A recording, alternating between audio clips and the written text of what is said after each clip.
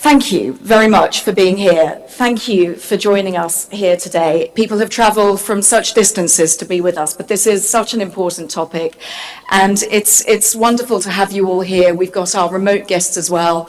So again, all of you, thank you very much. Any problems, just raise your hands if you can't hear us, but I'm sure that we'll all manage very well.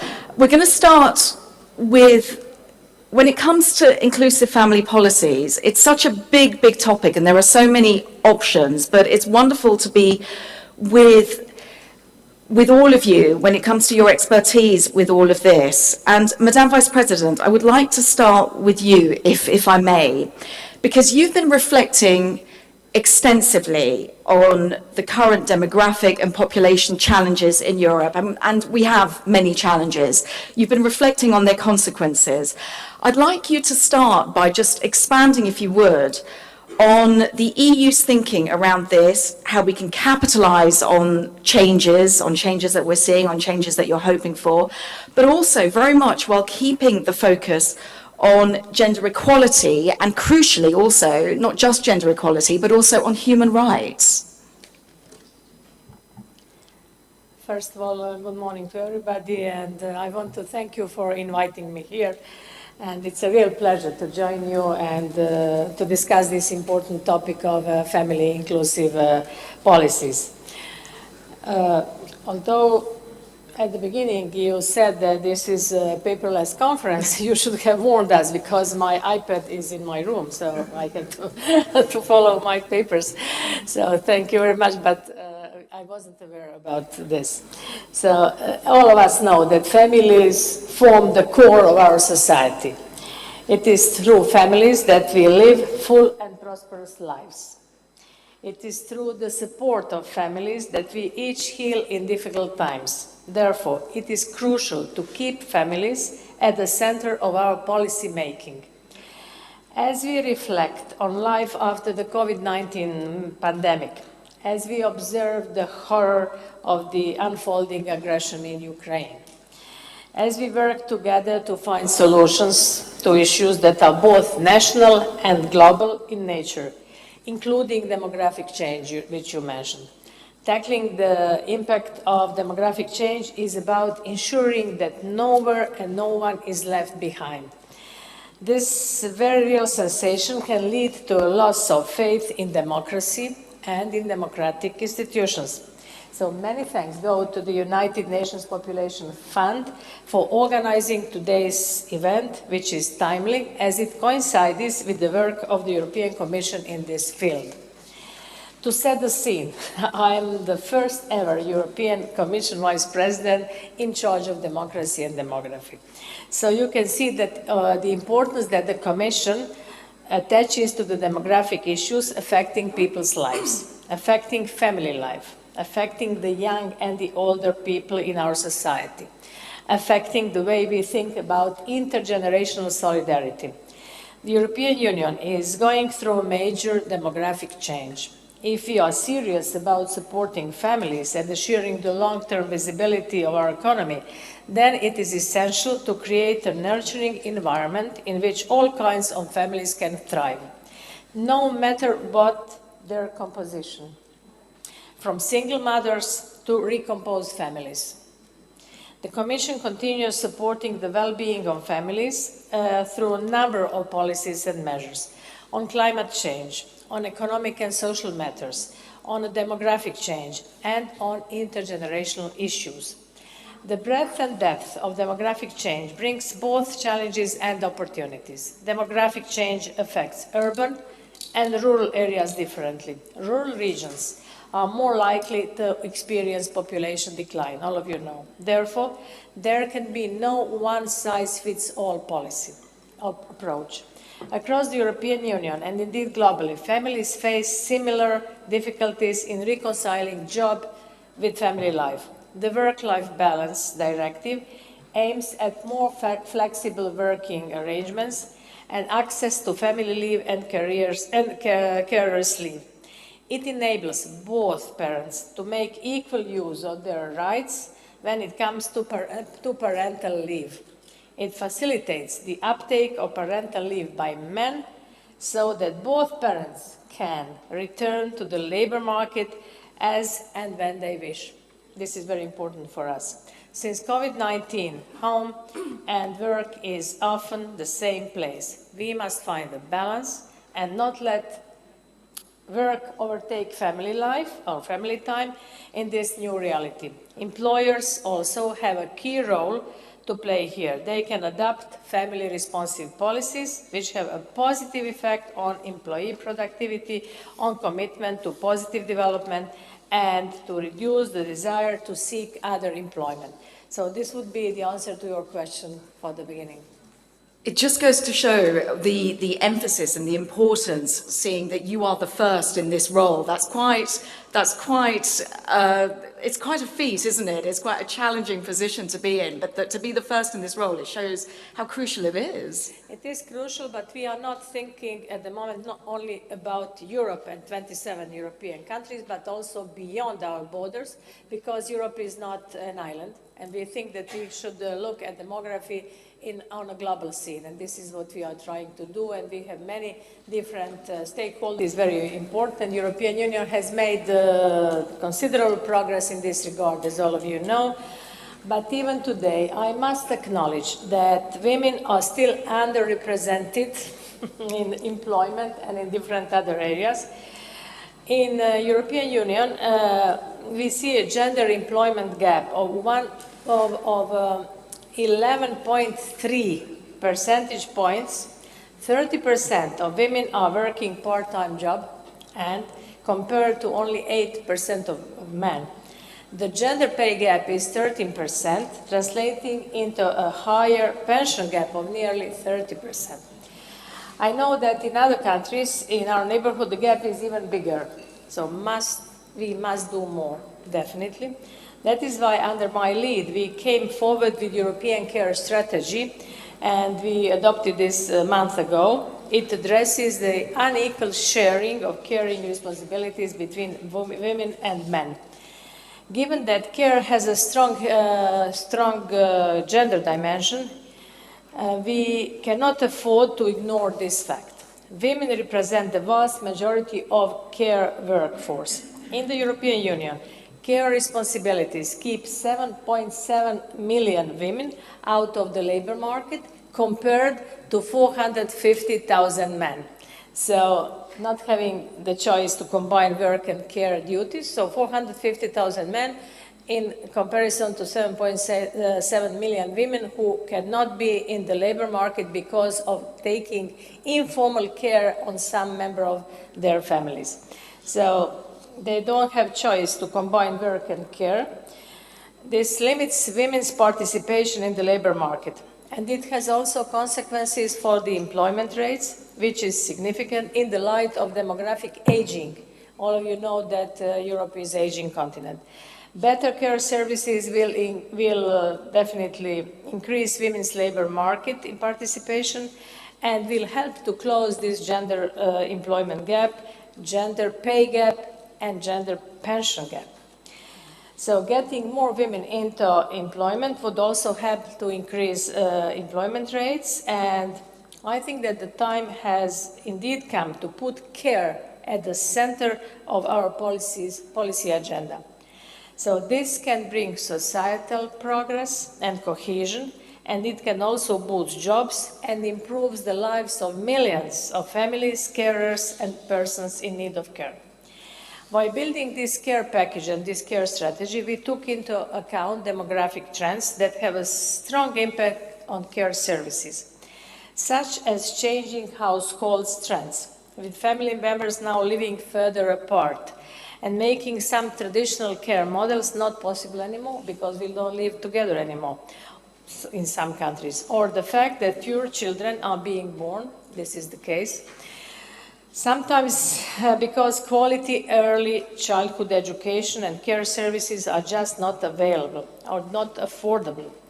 So we also encourage member states to increase participation in early childhood education and care. The goal is to facilitate women's labor market participation and to enhance the social and cognitive development of children. Around 1/3 of households with needs of long-term care do not use home care services because they cannot afford them. Therefore, care needs to be affordable, accessible, available, and of appropriate quality. Regardless of age, regardless of gender, regardless of social status.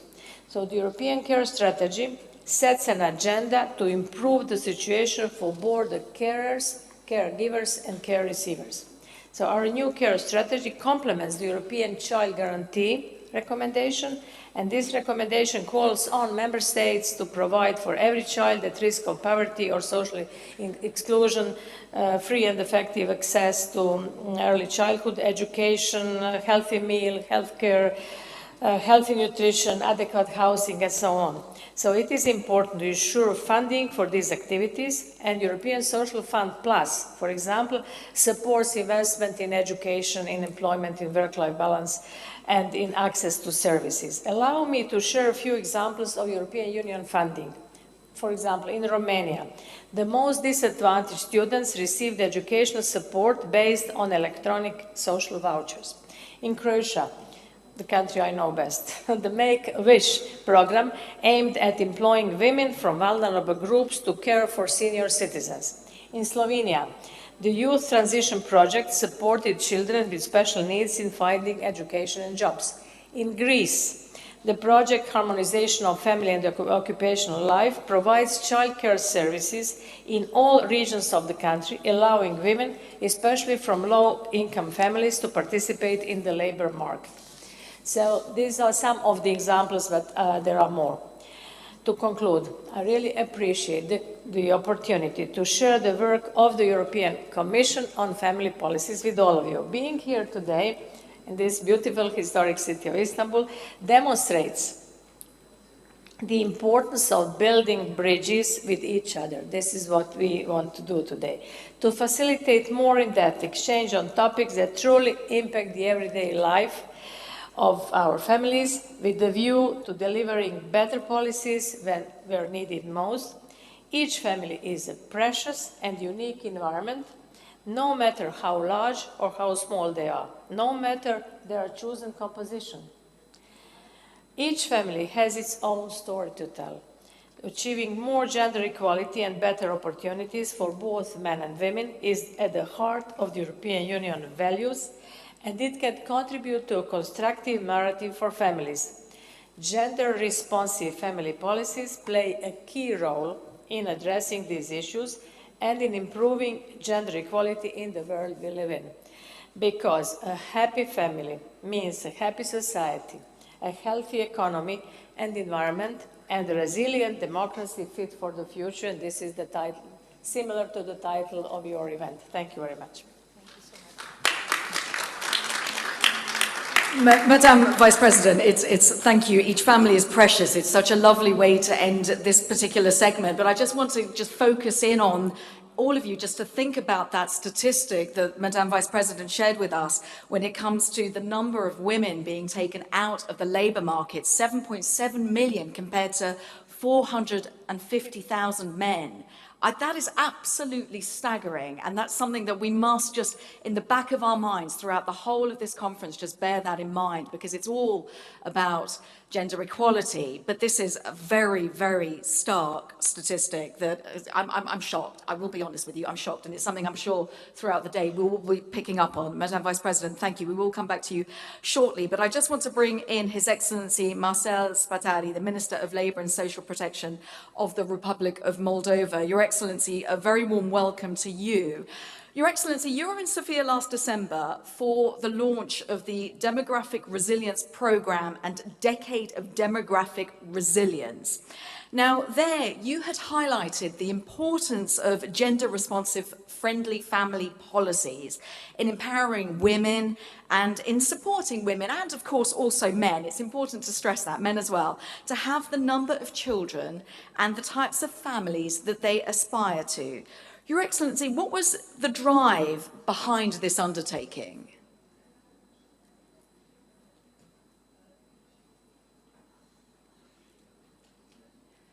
Now, just in the days of Zoom, and we have the pandemic to thank for that, we're just going to check if we can hear you. Your Excellency, just one more time, if you will.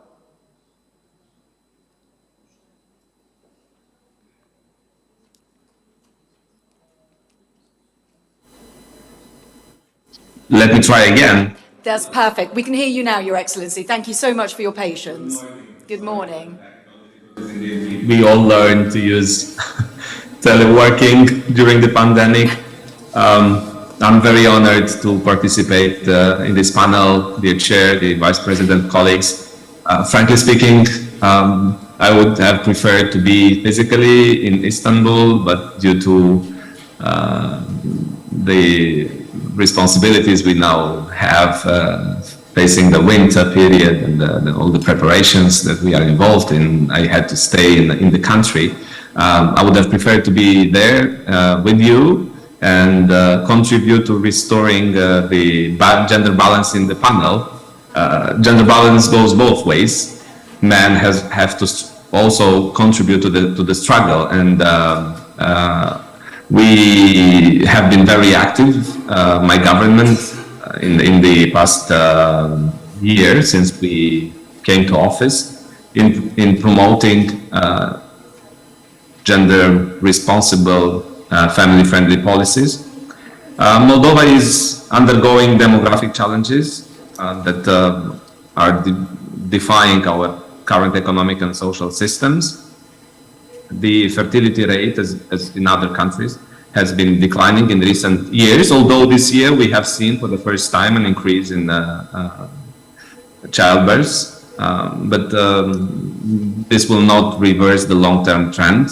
Another very important evolution is that people are emigrating, and it is estimated that more than 1 million Moldovan citizens are living abroad. This is a quarter of our population.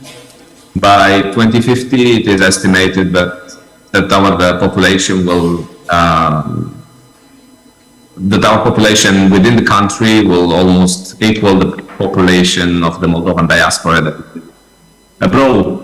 So we have to work on restoring people's faith in our country, and we have to implement domestic policies that are friendly for the families. Moldova has one of the lowest employment levels among women, only 35%, compared to an European average rate of 68%, almost double.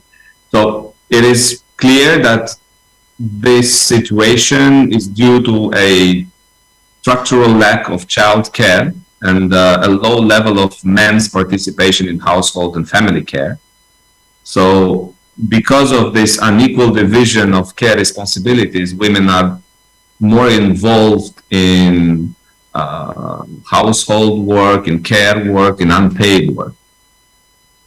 We are struggling to promote more balanced distribution of family responsibilities.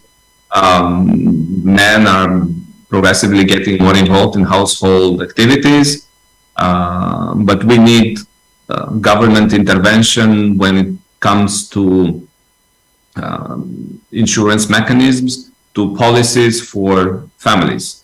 And in this respect, yesterday our ministry announced a new program called Family, which is a government package aimed at supporting children and families with children in Moldova, supporting women's return to work, and providing opportunity to working parents to successfully combine professional work with personal life.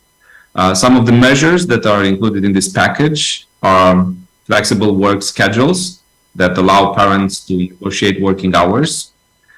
We introduced the option to share childcare leave with spouses. We've extended the period during which fathers can request the paternity leave. It was just 1.5 months, now it is 1 year.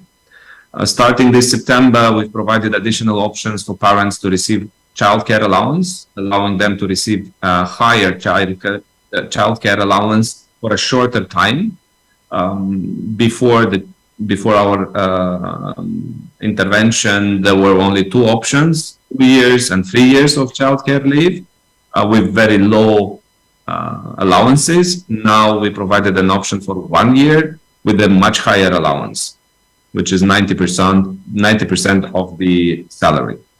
We are also working together with other ministries to enact regulations on family type mini nurseries for children under age of 3. And we will also subsidize the creation of these family type mini nurseries starting with next year. We will also introduce in the parliament a draft law that will allow fiscal deductions for employers that pay childcare expenses for their employees. And we will create a national nursery fund that will help to create more public nurseries. All these measures intend to restore the balance between men and women's participation in the uprising of the children.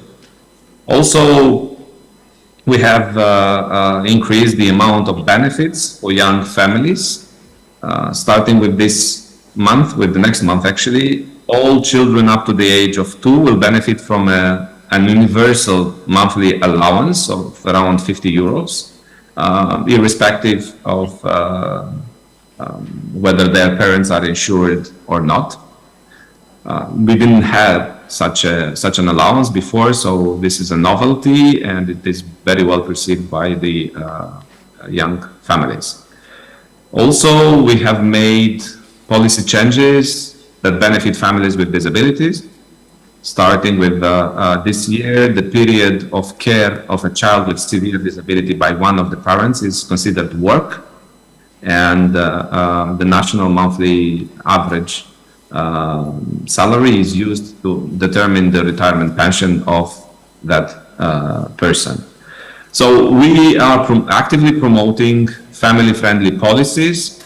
We want to shift public attention towards young families with children, and we underspend resources from the national budget to support families, and we like to reach a much higher percentage of the GDP that is transferred to young families. Today, the whole package of services and allowances that are targeted to children and young families with children account for only 1.2% of our GDP compared to an European average of 2.5%. So we have to promote these packages and ensure that families, especially women with children, if they want to do so, can return to work and not lose their professional capacities while taking care of the children. Thank you, and looking forward if you have other questions. Your Excellency, yes, we've got lots of questions, believe me. You're talking about this idea of focusing on care, very much echoing what we've heard already from the Vice President as well, and this focus on choice, again, we've heard that already from Ms. Bauer as well. But when it comes to these policies, you talk about this new program, Family, and the other policies, these other policies that you've implemented. What are your expectations for them? What are the changes that you actually want to see, the tangible changes you want to see, the demographic changes, and also in terms of gender equality in order to strengthen your country's demographic resilience? Well, thank you. Effects of these policies when it comes to demographic trends. We have to adjust to the demographics, and we have to accept the change. And we have to allow young families to choose whether they would like to stay with their children more or whether they would like to return to work. Unfortunately, we have many women that are constrained to stay at home with their children up to the age of 3 or even 4 because they lack services, daycare services for their babies. And our public nursery capacity is only 25%, so we can cover with the public nurseries only 25% of the children in our country. So this is a substantial and structural deficit that we have? Well, we estimate that our policies have a great potential to promote equality in the medium and long term and expand options for women in career, family and fertility aspirations. We see in the surveys that we made that our families would like to have 3 and more babies. In reality, they have around 2 babies. So there is a potential for more for increasing fertility rate in the country. The implementation of the measures will need also a secondary legislative framework. We will need regulations, and we are counting on the support of international partners in having the best practices, the best European practices, and the worldwide practices implemented in our country. So we count on an exchange of best practices, and we are happy to cooperate with the ministries from other countries. Next month, we will visit our colleagues from Azerbaijan, and we will share our experience in this field. And we are all very open to visit other countries as well. Thank you. Thank you so much. It's fascinating to hear how frank you are when it comes to this is not going to happen overnight. These changes take time. And I think all of us need to just bear that in mind. This is something that we're investing in. And yes, it will take time, but it's your honesty is really, really important. And we are very grateful for you, to you for just being very, very genuine about it. Your Excellency Marcel Spatari from Moldova, thank you very much. Don't go away. We will come back to you because we've got so many different questions to focus on. But let's pick up on so much of what we've heard already. And Florence Bauer, you've made this. You opened up by talking about the importance of choice, and I want to just pick up on gender equality is, of course, very much at the heart of what the United Nations Population Fund does. It's the soul of what you do. So how does the UNFPA in this region tackle the challenges to gender equality, and just how does this relate to tackling the demographic challenges that, as we've been hearing, Europe is facing? Thank you. Working, yeah. Thank you so much. Thank you so much for the question. Yes, indeed. I mean, gender equity, it's really at the heart of the UNFPA mandate and mission. And the reason for that is, of course, from a human rights facing and demographic changes being one of them. And at the same time, what we see is that we still have huge gender inequality and discrimination across the region. And that is very much present in the policies when they're not designed with gender lenses. They very often end up having consequences, sometimes unwanted consequences, but even increasing the gender inequalities. They're very much reflected in social norms, in roles, and in the whole place that the family, that the woman is having in the family and in the workforce. It's really affecting those different environments. So that's why, as I was saying, gender inequality, it's all about giving the choice to people. People, families, men, women should be able to make the choice of the careers that they want to have, of the children that they want to have, and when they want to have them. And gender inequality is limiting this kind of choices. And this is why we can see, actually, across the region, that women are the ones who bear the lion's share of what we call unpaid work. And unpaid work is being at home, taking care of children, taking care of people with disability, of older persons. And that's, in most of the cases, in a vast majority, in all the countries, in the vast majority of the places, it's women who are bearing that additional burden. And this systematic gender inequality, they lead to many women not working, and that's something that was already mentioned in this panel as well. And when they work, it's very kind of a second category kind of job, if you want to call it like this. And I want to mention some data. I'm not going to mention the specific countries because it's not a point at pointing fingers, but we have countries in this room where, for example, only 14% of women are being employed. We have countries where the gap between the employment of women and men is above 35 percentage points. And there is a large portion of women who are actually not working, not studying, not at school.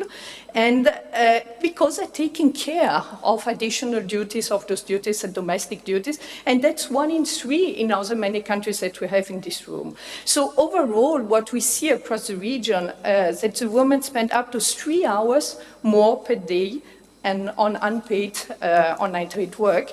And actually, when they are working, on average, they earn less, 22% less in the region. So it's difficult for them to work. When they work, they earn less. In addition, they're the ones who are going to work outside the traditional work, let's say in a company, for example, so when they go back. And when they get to the pension, when they get older, like the Vice President was also mentioned, their pensions are going to be lower. We have countries here where the pension is 20% lower for women than for men. So these are just some examples of the impacts that it's having in the access to the workplace. It's also having an impact on fertility. And we know from many studies that UNFPA has undertaken that most women, most families would like to have 2 or more children. And in reality, as you all know in your country, what is happening, some families have no children, have 1 child. In any case, in most of the countries, have less than 2 countries. So it shows this gap between what they would like to have and what they can afford to have because of all these conjunctions of elements. And it overall aggravates the demographic pressure because, of course, low fertility in a country where there's already immigration and aging population is putting this additional burden. So what do we need to do? What do we want to do? And what are we doing as well as UNFPA and what we are advocating and working together with the government? First, we need to work on the root causes of gender inequalities. And that's maybe the most complex part, the work that we have to do jointly. It's to really impact on the harmful social and gender norms and stereotypes and practices that still exist. I mean, we know that it's still seen by many people as normal, let's say, that the woman is the one who is going to be at home and having unpaid kind of work, taking care of other people, while the man is the one who is going to earn a salary and be having what we call the breadwinning role.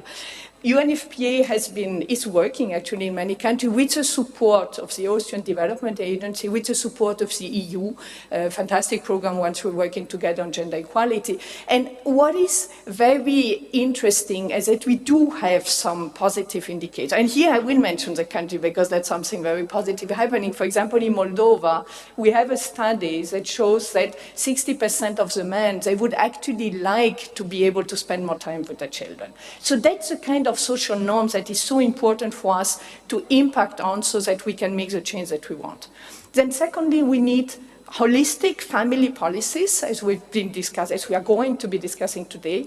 Those policies, they need, of course, to be gender responsive, so really to take the implication of gender and ensure that they're going to benefit the different part of society, and in particular, men and women. They need to take into account, as Vice President was saying as well, the diversity of the different families that we have, and we have all kind of different dynamics in family, including single-parent families, for example. And what we overall need about those policies, we need a combination of policies by the government and by the private sector. So policies by the government include, we have been talking access to service, access to daycare service, allowances for children, for people with disability, and on the parental leave, of course. Those are kind of policies that have to be implemented by the government. I know that many governments who are present here that are doing this. We need policies as well at the private sector level, and this can be having flexible work arrangement, having lactating room, allowing the people, the father or the mother or whoever takes care of a child to be able to go to work and to be able to go and pick up the children, for example. And this has positive impact. I was briefly saying it has positive impact at the society level because this is going to result in a society that the well-being and a society that is able to produce, where every individual is able to give the best of themselves and contribute to having an economy, a growing economy, and to be resilient towards the demographic change. And it's good for private companies because it has such a positive impact, as I briefly mentioned before. So basically, and here there comes a link with the demographic resilience that we were asking as well, how those conjunction of working on social norms, working on policies, contributes to make those societies that are able to better prepared to deal with these demographic changes and to turn them not into challenges but into opportunities. And that's a challenge, that's our objective, to work on this together. So basically we want an environment, just to summarize, where we want people to be able to have the number of children they want to have, when they want to have them, when they can have the careers that they want to have, the arrangements that they want to have in their family with whoever has a career, have children. So to be able to play on these dynamics, and what we want to be able to contribute to a country able to deal with the different challenges, demographic resilience being one of them, many other global challenges that we have, where the society will also be better prepared to face them, and expand people's rights and choices and create stronger and more inclusive societies. Thank you so much. Florence, thank you so much. And again, you touch upon that 3 hours. It's these simple figures. Yes, thank you. 3 hours more work a day for women. It's extraordinary, isn't it, when you think about it? Yes, absolutely. I see myself doing that at home. I come home from work and I'm still doing the dishes, loading the washing machine, just some basic things that we continue doing it and we perpetuate it. And so it's great to just be very honest about it and talk about it. We heard about the honesty from His Excellency of Moldova, talking about just the need that it's not going to happen overnight, all these changes. And again, that honesty that you were reflecting on from the poll from Moldova, that 60% of men do actually want to spend more time with their children. The more we talk about it, the more we'll just be open about it and realize, yeah, actually, that's what we'd like. So let's facilitate it. Let's make it happen. And that's what today is all about going forward. We'll throughout the whole day, we'll focus in on how we do that. Now, one person who has a lot of experience with direct contact with families themselves, Annemie Driesken from the Coface Families Europe organization. I touched upon 250,000 families that you represent. I'm sure there are so many. You've got that ground roots experience. Annemie, we've been hearing so much about the importance of demographic resilience for societies, and also, as we were just mentioning, the need for this to be done within the frame of gender equality and also human rights.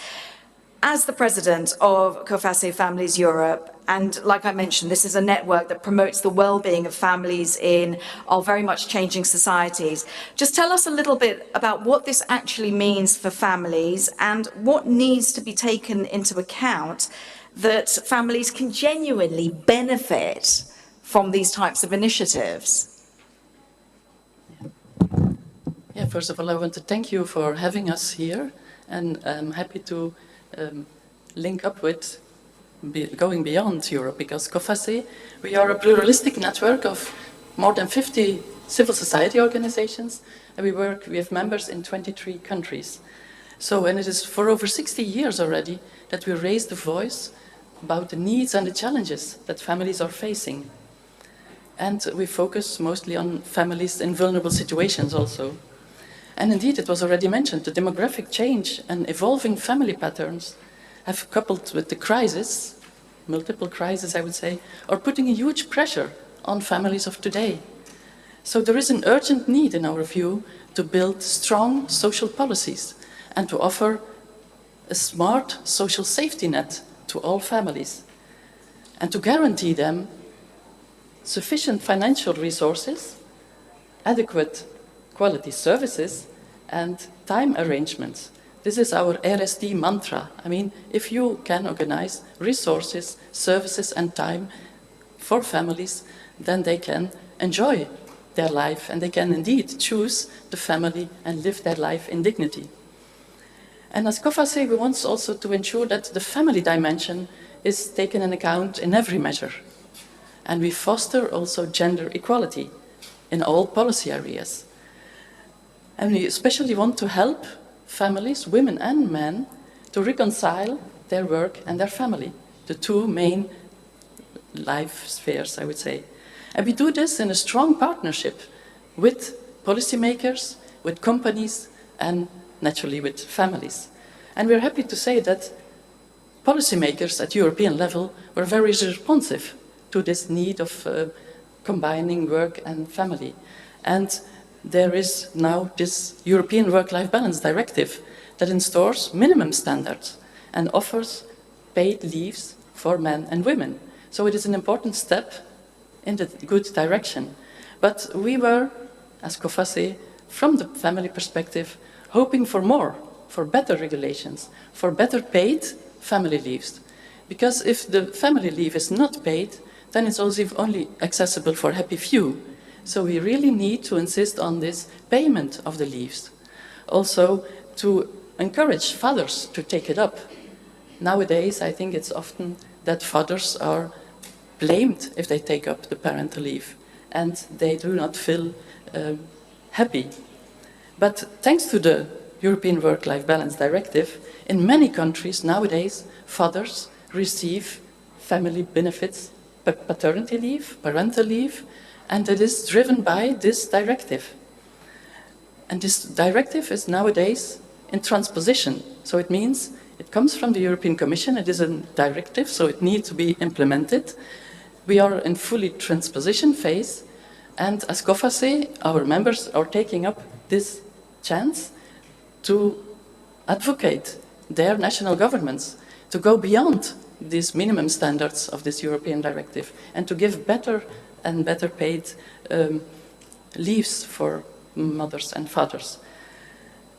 And we are monitoring this process. As I said, it is a transposition phase. We are monitoring with members, grassroots level, and we see that there is still much to do, much to be done. But there is also positive news that this directive triggered positive change and ambitious reforms. And I just want to refer to Spain, where there is nowadays a fully paid paternity leave of 16 weeks. That's equal to the maternity leave, so that's really gender balanced, I would say, accessible for men and women, those weeks to take fully paid leave. Equal to maternity leave, but also well above the minimum standards of the European Commission, the 10 days that they are proposing. So in another domain that was already mentioned is the care, naturally. We work also a lot on care. We have a lot of family carers in our constituency. And indeed, the pandemic has magnified the need to improve our care systems and to recognize this invisible work of women, family carers, or mostly women. So we need really to recognize this work that has been done, and we need also to relieve family carers by investing in childcare, in elderly care. And on top of that, we need also to redistribute care and to involve more men in the care for families. And you talked a lot about the gender pay gap, the gender pension gap, but in our view, the gender care gap is to be tackled first of all. If we can have more shared care, then we believe that the pay gap and the pension gap will be solved or helped. So, but concerning care, we welcome very much the European care strategy that was mentioned by the Commissioner, and we hope that it will pave the way to recognize really the family carer and also to invest, to encourage member states to invest in childcare. That's so crucial for allowing people to reconcile. We work also with companies, naturally, because they have also their own responsibility. And we want, as Coface, to drive the change, and we want to shift towards more family-friendly workplaces. And in our latest meeting, with the cooperation of the UNFPA, we focused on the good examples, the inspiring practices that are already happening in the field. And I'm glad to see that many companies also today will be focused on become really work-life balance ambassadors. They have understood the business case, I would say. They know that allowing people to reconcile work and family can help avoid the work-family conflict and can help raise the productivity. So what's good for families is also good for the economy. So there are two partners, the governments for legislation, the companies to make it happen at work, but naturally also the families have their role to play. And gender equality in the economy must go hand in hand with gender equality in the family. And it should start in childhood. And you know, toys play an important part in this childhood. And as parents, we are convinced that more neutral toys, more neutral advertising about toys can make a difference. So therefore we started as Coface a campaign, Toys and Diversity, and we are building bridges with the toy industry, also big companies in the world, to challenge these stereotypes in toys. And I would say, naturally also, we try to raise awareness about better sharing the care with the families, because also there we need to change it. We don't need to wait until policies are regulating it. We need also to take our homework with us and to discuss about our own family around the kitchen table. And together with Men Engaged, we worked on a nice campaign, Family is Teamwork. And it was also, we launched a game, a bingo game, to encourage parents, fathers, mothers and children to talk about their household, how they organize themselves, to make them aware about their roles and maybe to shift towards more better and shared care. So I invite you all and encourage you to play the bingo and to also at your house discuss about sharing the care.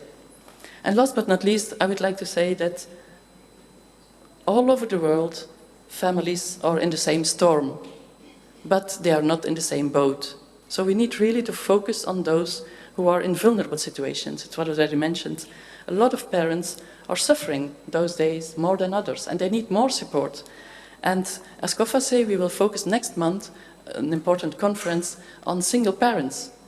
Single parents have to cope with a lot of responsibilities, and you must know that over 40% of the European population living in single-parent households is at risk of poverty. So that must be a concern if we want really to build inclusive societies. Thank you. Annemie, thank you very much. I'm going to take that away. All families are in the same storm, but not in the same boat. Isn't that just such a powerful analogy and just really, really tangibly explains what we're all going through? And again, we've got this idea of being open about it, talk about it, get round the kitchen table, whatever the table, and be open about it and talk about it. Thank you very, very much. And the business need as well. Good policies for families do then, they're good for business. And it's something that we're going to be touching upon in my later panel later on. Thank you so much, Annemie Driesken from Coface. Now, we're going to bring in now Professor Francesco Billari from the Bocconi University. Professor, your absolute lead when it comes to demography. We're very, very lucky to have you today with us, and thank you for joining us remotely. Professor, you've been looking at the evidence on the changing social landscape globally and also within Europe itself. With this conversation and the analysis you've heard so far in mind, would you just tell us what the evidence tells us in terms of what works to address the huge challenges that we're hearing about? Thank you very much. I hope you hear me well. Perfectly. And I would like to thank United Nations Population Fund for this invitation. I'm sorry I cannot be there. So far, the discussion has been, I will say, very informed. So all the participants are on top of the evidence. I really appreciate that. I could say, in principle, there is not too much to add, but let me add a couple of points, and then maybe I'll try to kind of address directly your question.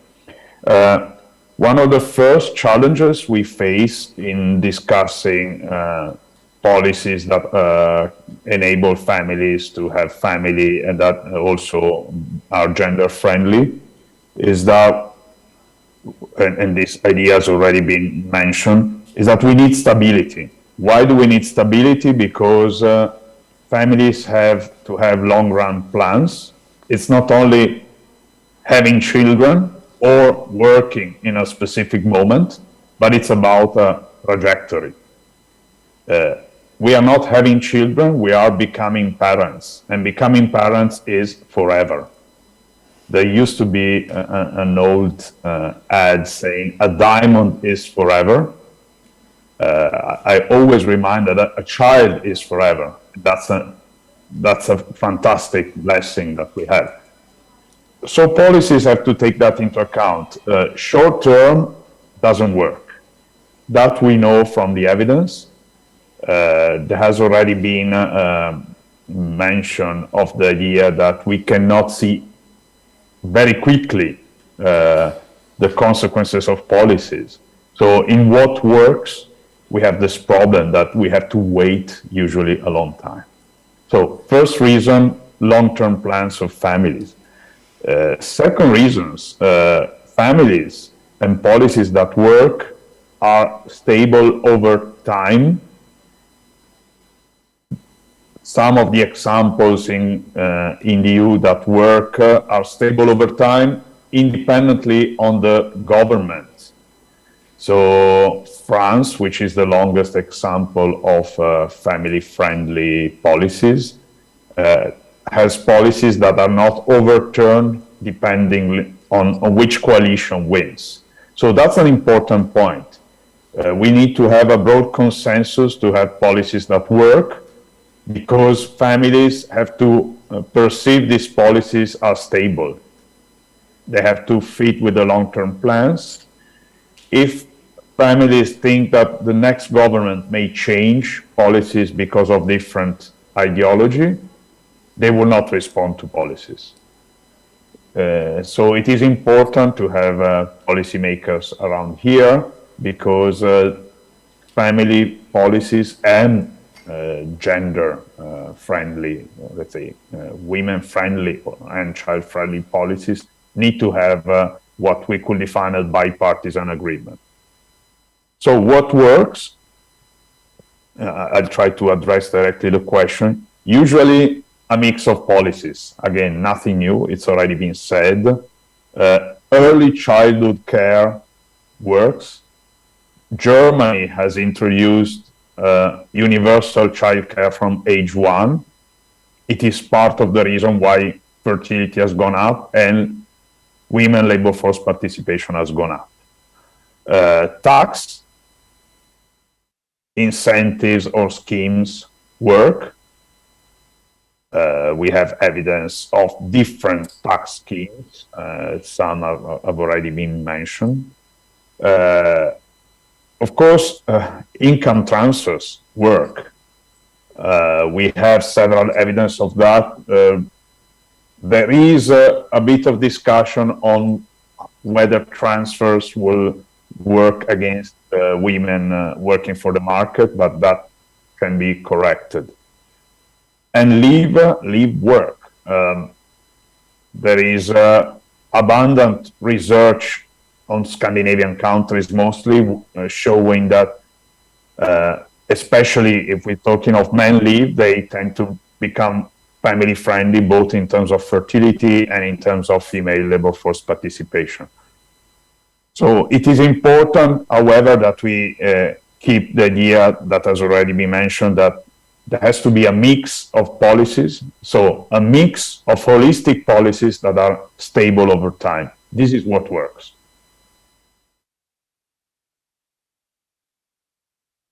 Thank you so much. Again, the stability is something that we'll pick up on from what you said, this stability that is what families need, because as you touched upon, yes, diamonds are forever, but let's face it, a child is priceless. So thank you, Professor, for just sharing some of your initial thoughts. Madam Vice President, if I may come back to you, we heard there, it's this idea of stability for families. With different changes, fluctuations, it's very disconcerting for families to make long-term plans. And as the professor so beautifully touched upon, it is children are for life, forever. Annemie already touched upon the European Work-Life Directive. What is something that you really hope to bring in to help people in what is a really challenging time? Thank you. I was listening carefully and I learned a lot today. Yes, we adopted this work-life balance 2-3 years ago, and we are hoping to implement this on the ground. Maybe the key obstacle, if I may say so, is that demography and family policies are the true competencies of member states. So we are recommending, we are giving recommendations, but we are never sure whether this will be implemented on the ground or not. Of course, you are monitoring, as you said, work and life balance should be implemented in 2-3 years, and there are different goals which we imposed, if I may say so. But as you know, social policy is member states' policy. But there is a trend of changing philosophy, and depends really on stability. So I cannot agree more with the professor who said that different ideologies shouldn't change this family policy course which was done by previous government or something like that. So we are looking forward to enabling member states and helping them to implement these policies, but also to use European money. So European funding, European cohesion policy is very important, and we are helping not only member states and European Union countries, but also beyond. This is what we are doing with our IPA funding, with different European Social Fund Plus, helping them to introduce this and to make this sustainable. And this is what I'm looking forward to do all over the world. We want to be leaders in the world, not only for family policy, but also for child-friendly policies, also for children's rights, also for gender equality, but having in mind that we don't want to impose, but we want to somehow create the environment for these policies which will help our families to thrive. And it's not only families, but our societies. It's good for men, it's good for women, it's good for society, it's good for everyone, and in the end for productivity, as you rightly said. Thank you.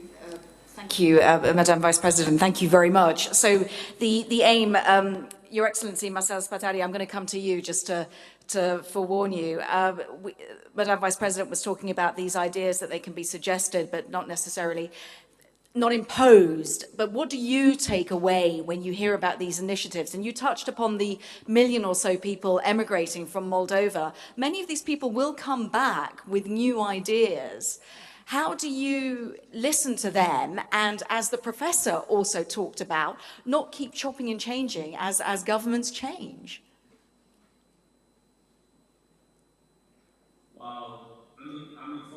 Myself, I came back to Moldova, joined the government. My family still lives abroad, and I perfectly understand the challenges of the immigrants. Well, the focus of our demographic policies is not to limit choices of the people or to constrain them from leaving the country and so on. The families have to enjoy a full range of services within the country, feel comfortable, and then they have the choice to mobility as one of the key principles of the European Union. We struggle to join the European Union, so we'll not put limits to people's mobility, be it directly or indirectly. This is not our aim. But when it comes to services, to social services and care services in Moldova, we lack a strategy. And we were very happy to learn from the European care strategy, from the documents, from the working document of the Commission staff. We find many similar challenges in Moldova, and this is why we intend to reform the care legal framework. We have challenges when it comes to hiring personal assistant or professional parental assistant in Moldova. So we prepare now a package, a new law on the status of home caregivers, and we hope to implement a better financing mechanism for these services, because today the financing gets disrupted because we finance these services from some specific taxes that are linked, for example, to the airport functioning. And when the airport closes due to the war in Ukraine or due to the pandemic, the funding for the personal assistants, for example, which are providing care to people with severe disability, is halted. So we have to ensure a proper financing to care services, to formal care services. We have to have friendly policies for informal care. And we will also continue, communicating and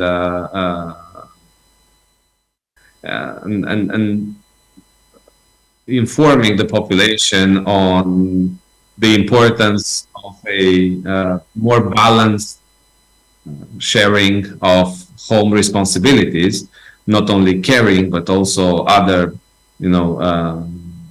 household obligations that men and women have. So all in all, we learn from European experience. We struggle to increase the funding. We have a continuous negotiation and bargaining with our Ministry of Finance, but I think we are progressing quite fast on these issues. Your Excellency, thank you. Yes, so the funding is a crucial factor, and it's something that we will build on. Thank you so much, Your Excellency, again, on your honesty about that. Florence, the UNFPA, very much all of this at the center of what you are doing. And we touched, His Excellency was talking about the complexities of the funding. It is expensive. It is something that costs a lot of money, given what we're going through in terms of the cost of crisis, the cost of living crisis that we have at the moment. I just wonder, is there and I'm going to be a little bit contentious, I know I'm not going to I'll get blamed for this, but is there a frustration within your organization for you that things aren't happening quickly enough, potentially, given the amount of work that you as the UNFPA are doing? Thank you so much. Thank you so much for the provocation. Now, I think what is key here is to understand we're not talking about spending money. We're talking about investing money. And the business case, they exist on this. If the money that we invest as a government, as a private sector, as a society, the funds that are invested in having policies in place such as gender responsive, family policies, everything that we've been hearing, the different examples, they really generate a return. And I'm thinking about a return that is also financial, because a society that is able to take the best advantage of every individual, giving the opportunity to any person to give the best, to use their talents, to contribute to the workforce, is going to be a country that is going to be stronger, and it's going to be stronger economically. So it does result in a return on investment, also economic investment in terms in the countries. And at the individual, at the family way as well, it is an investment, it generates a return in the well-being of that specific family. And eventually, like we were talking about demographic resilience, it has an impact also on the fertility going up. That is one of the challenges that many countries are facing. So it has to be seen as investment also in the private sector. And so many CEOs talk about that. I've been working very closely with private sector, different parts of the world actually. And they say when you invest in those kind of policies, the return that you get in terms of staff morale, in terms of satisfaction, but also in terms of the external image and in terms of the revenues that you get marketing-wise, that people are going to be more keen to buy for that companies. It's very important as well. So the frustration actually is maybe to make sure that everybody realize that it's not about spending, it's about investing, and that's the best things that we can do as a society and the different government to be able to have the different changes that result in well-being, in stronger societies and happier societies and more prepared to deal with the different challenges. Demographic resilience being one of them, but also other challenges like climate change and other different challenges that we have to face. Thank you. Thank you. There are so many challenges, aren't there? There are just outlining just some of them. There are so many challenges.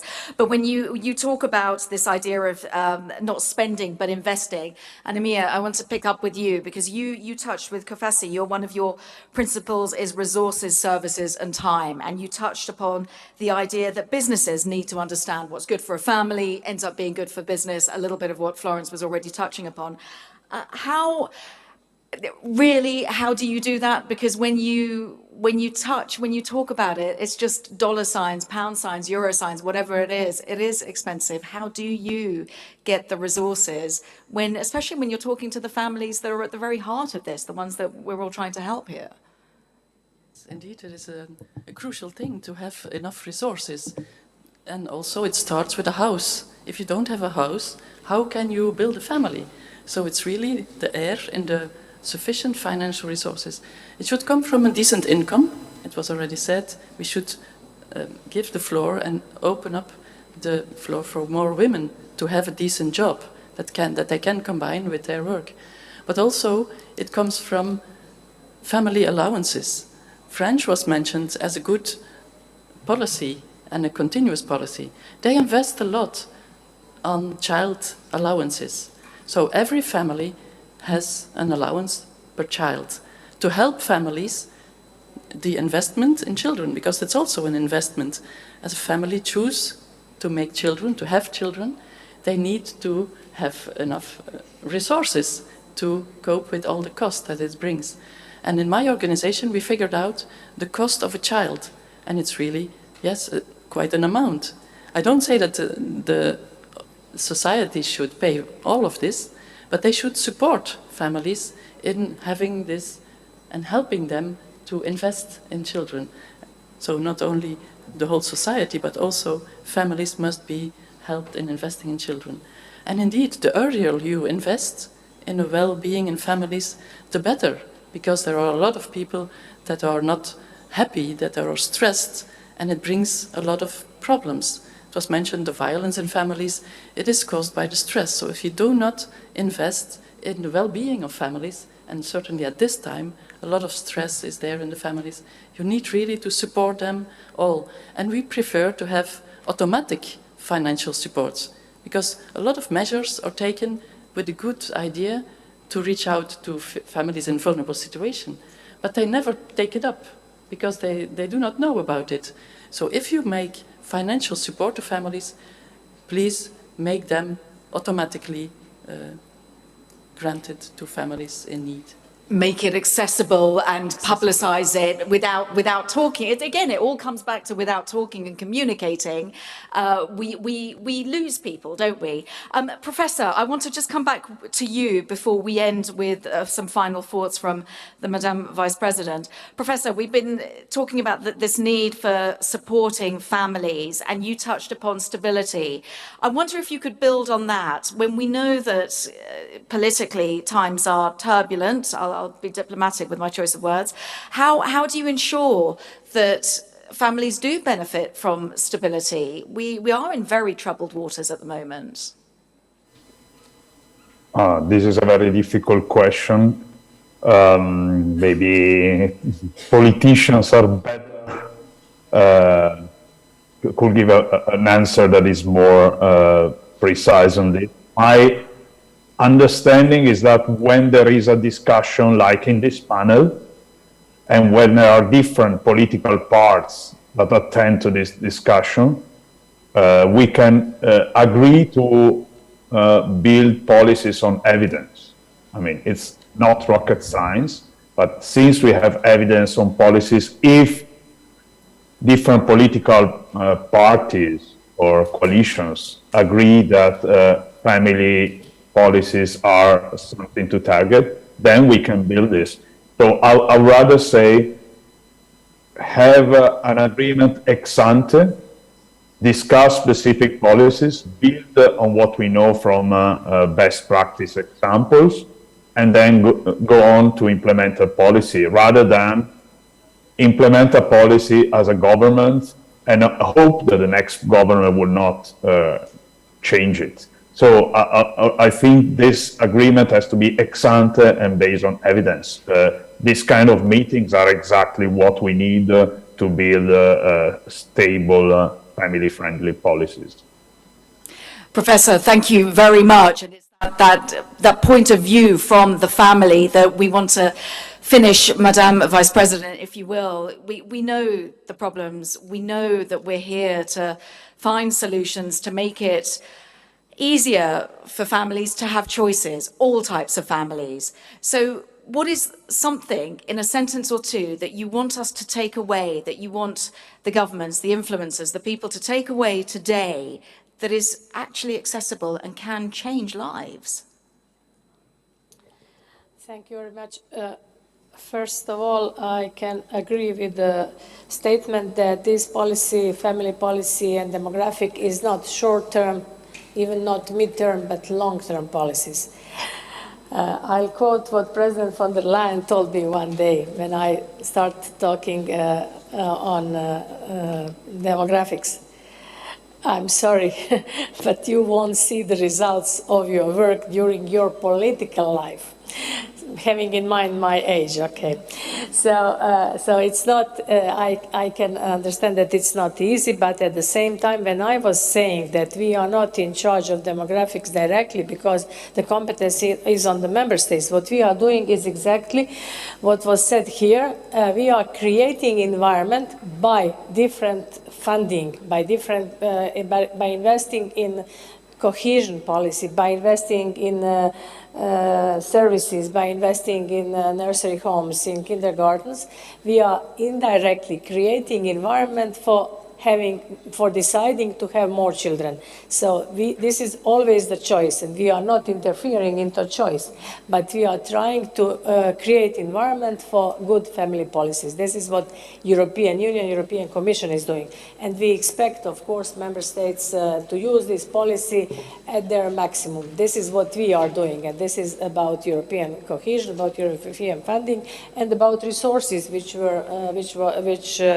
have been mentioned here. So once again, our care package was very important because we think that 4 A's, this availability, affordability, accessibility, and appropriate quality should be always taken into consideration. And once again, I have to mention this, 90% of women are in care sector and only 10% men. So we want to change this because this caregiver's job is totally undervalued. So we want to make this job attractive again, so should be paid more, and I'm sure that then this gender parity would be better.